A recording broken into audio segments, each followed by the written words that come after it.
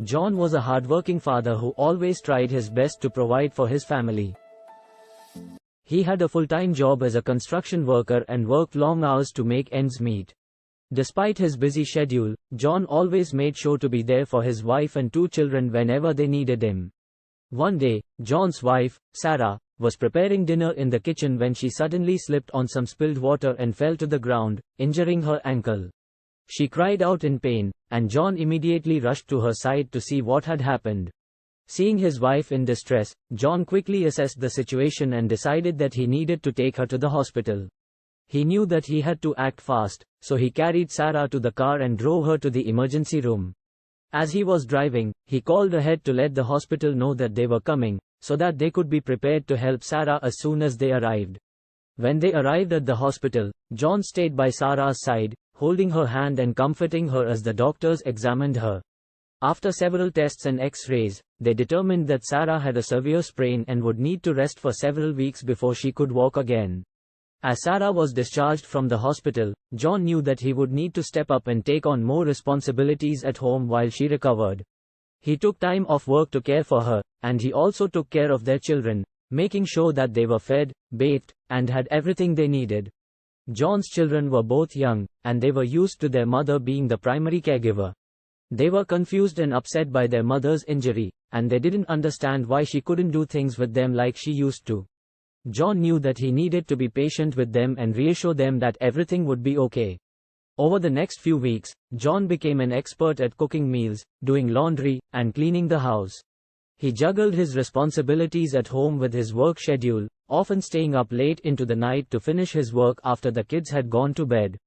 Despite the stress and exhaustion, John remained committed to taking care of his family. He knew that he was the rock that they needed to lean on during this difficult time. He also knew that his wife was counting on him to be her support system, and he wasn't going to let her down. One day, while John was at work, he received a call from his daughter's school. She had fallen and hurt herself during recess, and they needed someone to come pick her up.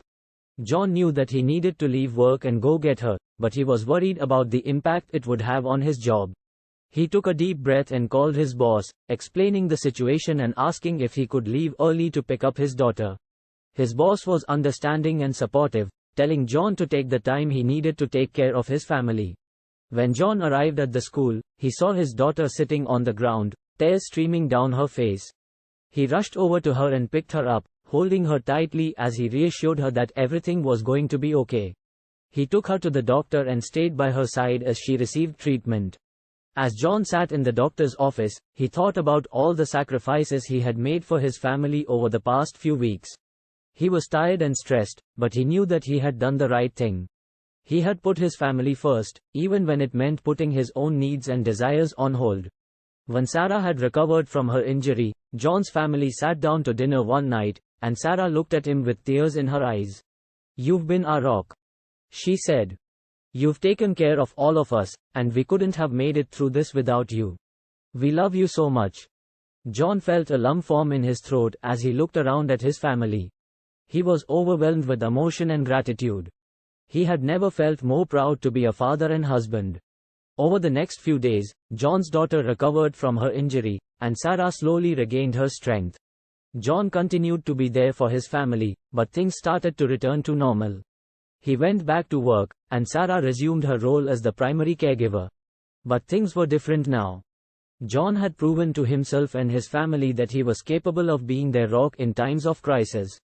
He had shown them that he was willing to make sacrifices for their well-being, and that he would always be there for them, no matter what.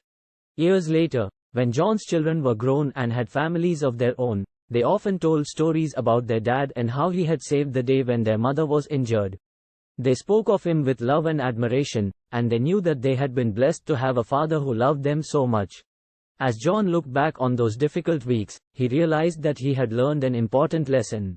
He had learned that being a father wasn't just about providing for his family financially. It was about being there for them, through thick and thin. It was about putting their needs before his own, and sacrificing for their well-being.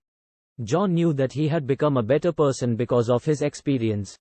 He had grown as a father and as a man, and he was grateful for the opportunity to be there for his family when they needed him the most.